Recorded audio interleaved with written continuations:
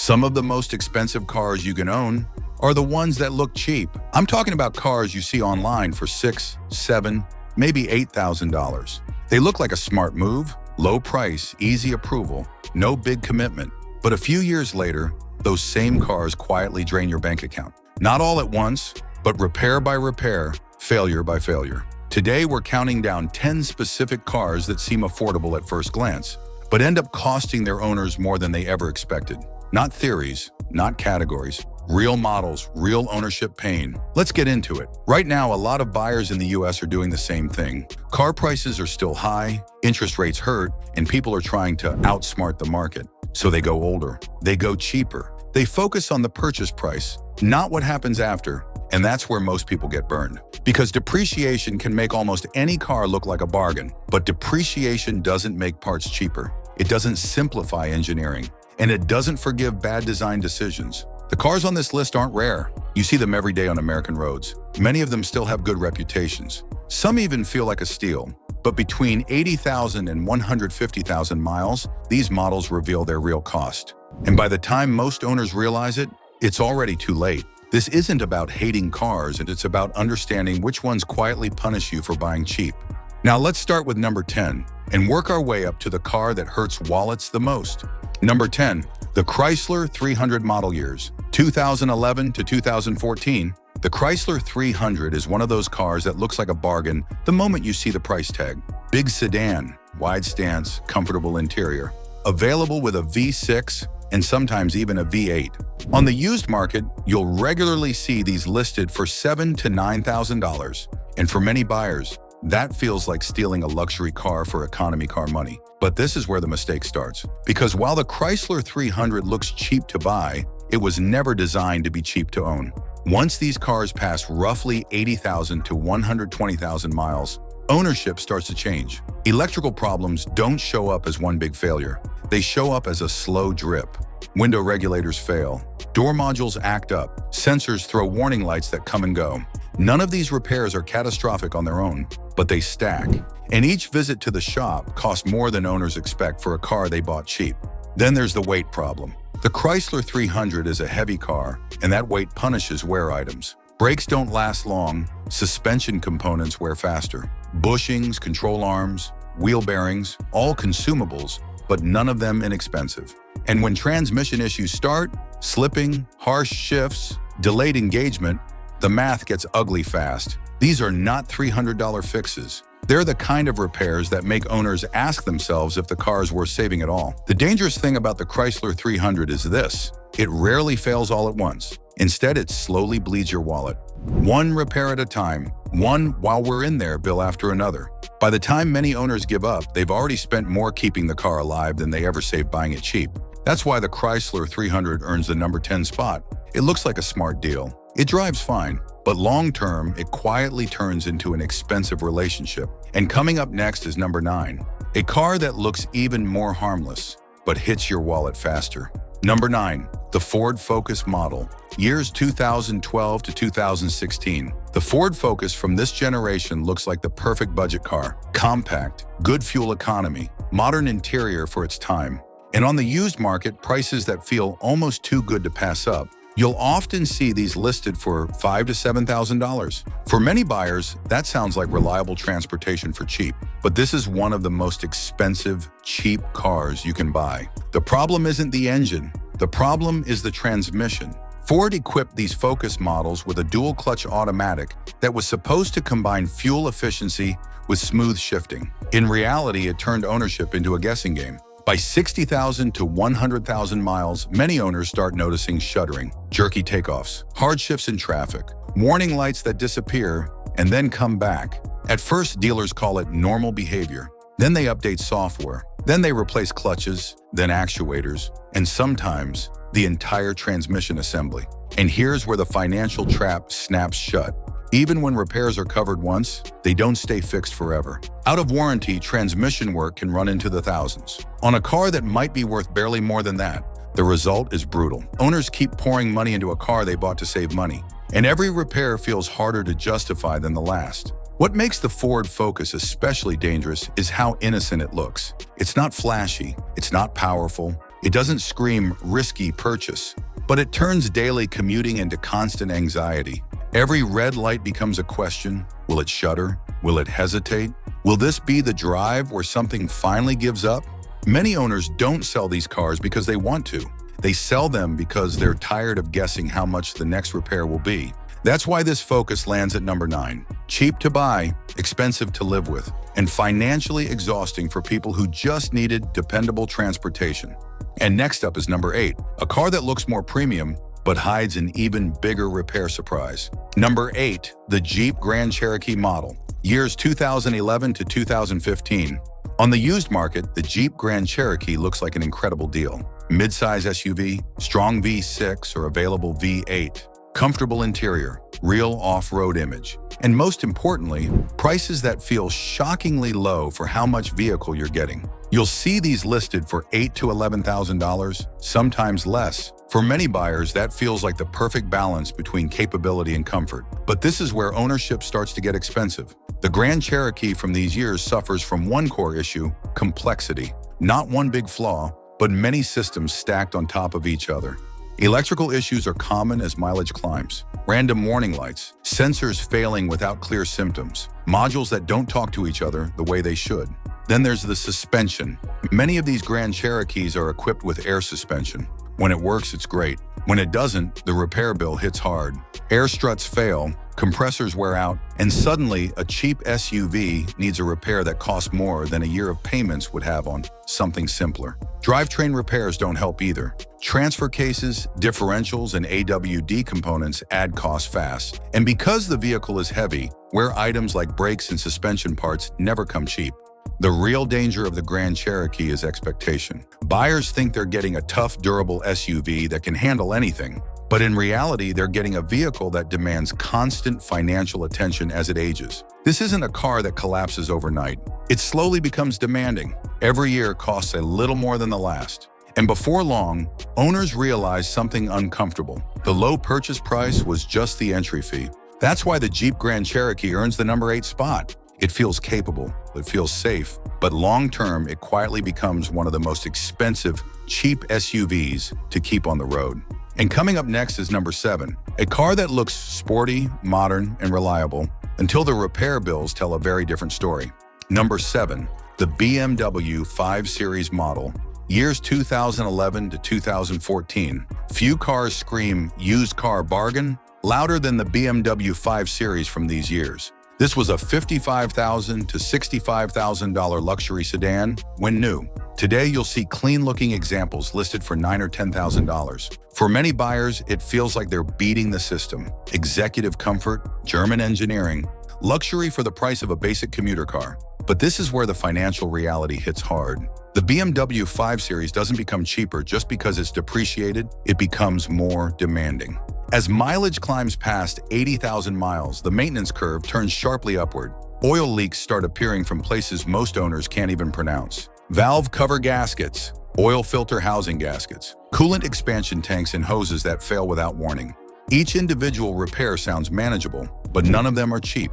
And BMW labor rates make sure every visit hurts. Then there's the electronics. This generation of 5 Series is packed with technology, comfort systems, driver assistance, infotainment modules. And as the car ages, those systems don't age gracefully. A warning light here, a malfunction there. Sometimes the car still drives fine, but the repair bill doesn't care. And when suspension components start wearing out, the costs jump again. Adaptive dampers, control arms, bushings. None of it is budget-friendly, and none of it can be ignored without consequences. The most dangerous part is the mindset.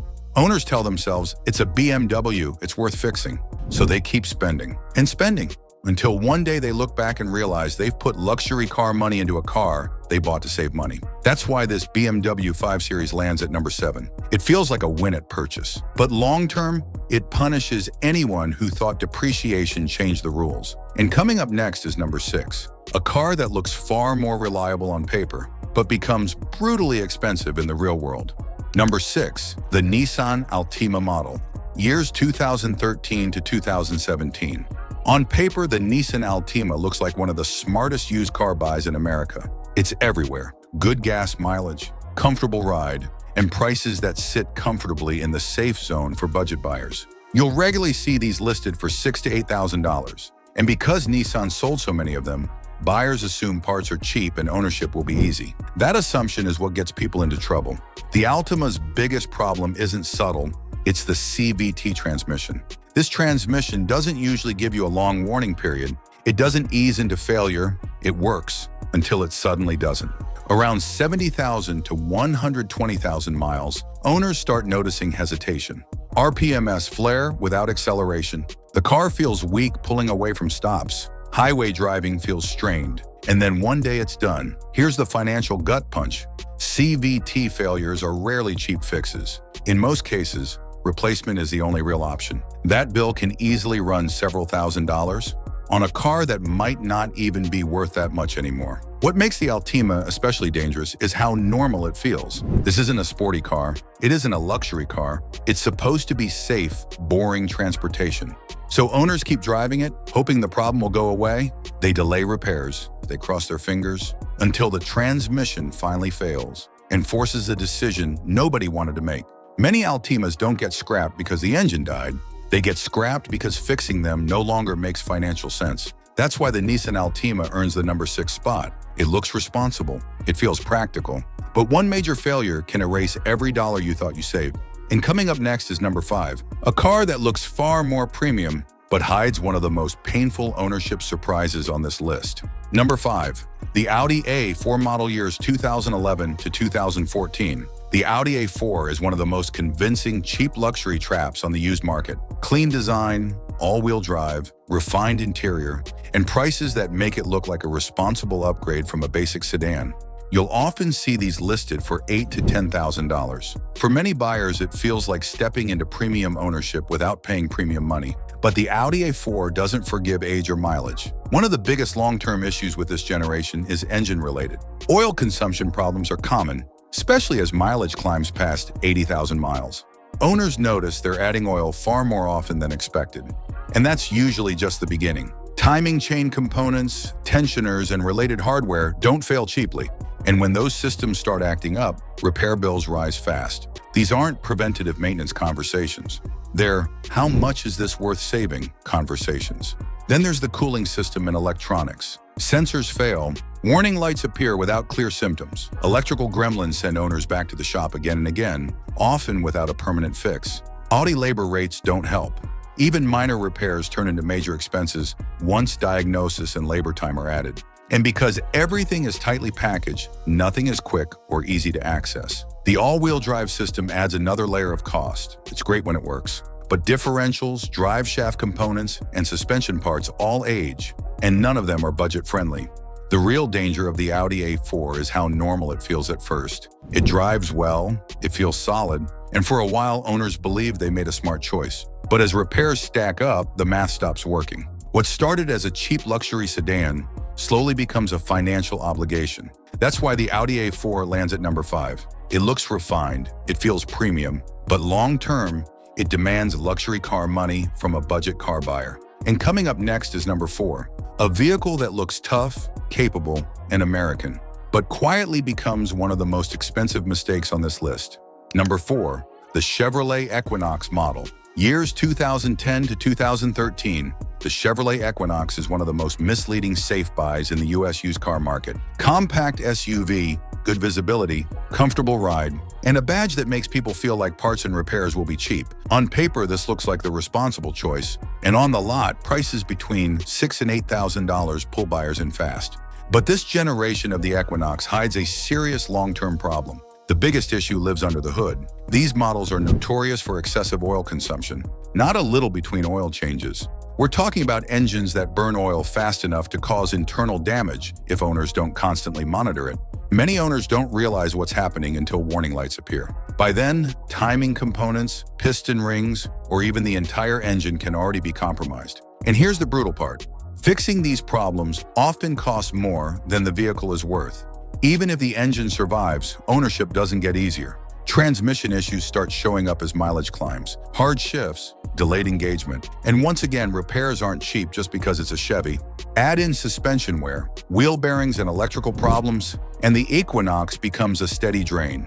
Not one massive failure, but a constant flow of necessary repairs. What makes the Equinox especially dangerous is trust. Buyers trust the brand, they trust the SUV shape, they trust the idea that this is a practical family vehicle. But many owners end up walking away not because they want to, but because continuing to fix it no longer makes sense. That's why the Chevrolet Equinox earns the number 4 spot. It looks practical, it feels safe, but long-term, it quietly punishes buyers who thought cheap and familiar meant low risk.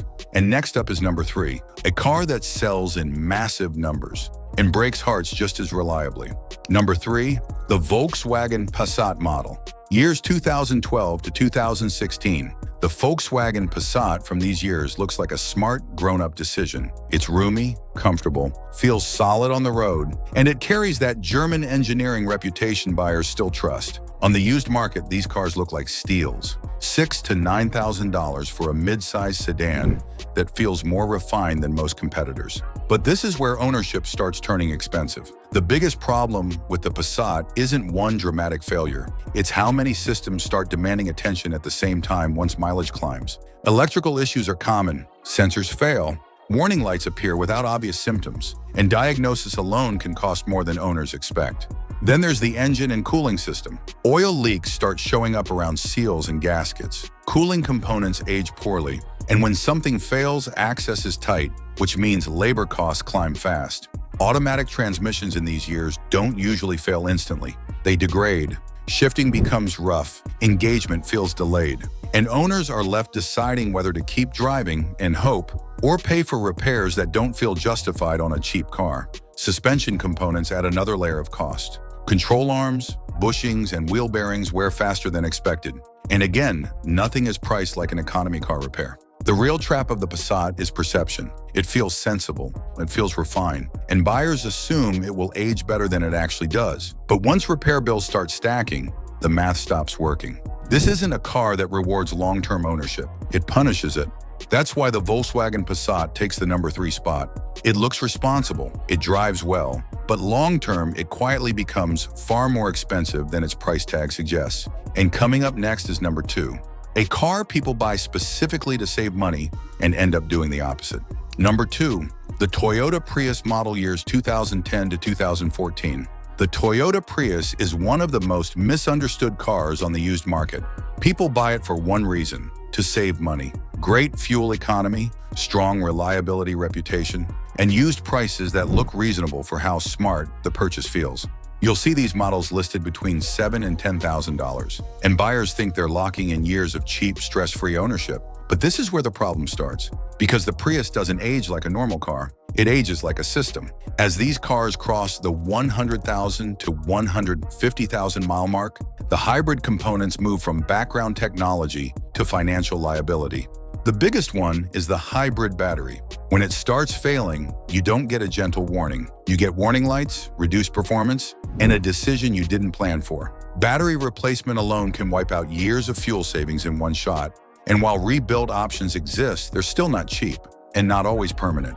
But it doesn't stop there. Inverters, cooling systems for the battery, and hybrid control electronics also age. These aren't parts you can ignore or wait out. When they fail, the car often becomes undrivable. What makes the Prius especially dangerous is expectation. Owners forgive a lot because the car saves gas. They tell themselves the math still works, until one repair wipes out the entire equation. And unlike a normal sedan, you can't just bypass these systems. The hybrid drivetrain is the car. So when something major fails, owners are forced into a hard choice: spend serious money or walk away.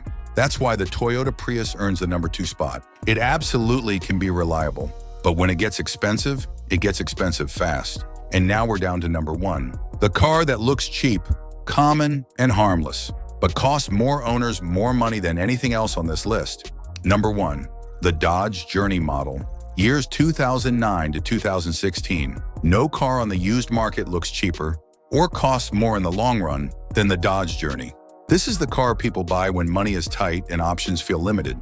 3 rows, SUV shape, American badge, and prices so low they feel like a lifeline. You'll see Dodge Journeys listed for $4,000 to $6,000, sometimes less. For families, first-time buyers, or anyone stretched financially, it looks like the perfect solution. But this is where everything goes wrong. The Dodge Journey isn't just cheaply priced, it's cheaply engineered. Engines in these model years struggle with longevity. Cooling system problems show up early. Oil leaks are common, and once overheating becomes part of the story, the engine's future gets very short. Then there's the transmission. These transmissions don't age gracefully.